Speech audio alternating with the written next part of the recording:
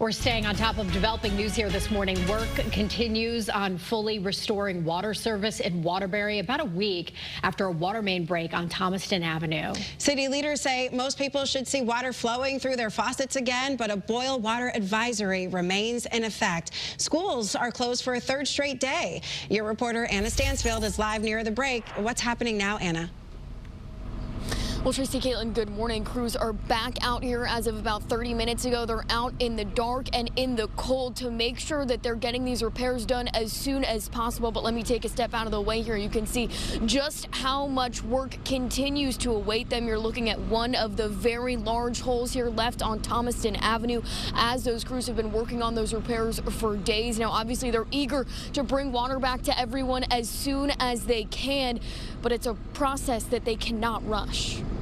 A sigh of relief for many in Waterbury last night. Running water returning to thousands of people who had gone days without it. It's still not safe to drink, though. A boil water advisory remains in effect, but at least people will now be able to shower and flush their toilets again. If you've gotten water back, you've likely noticed it's coming out slowly. That's because the mayor says one of the worst things they could do right now is introduce water too quickly to the system and create even more problems or breaks in the future. While people continue to go without clean drinking water, the city will once again be handing out free bottled water at Municipal Stadium today.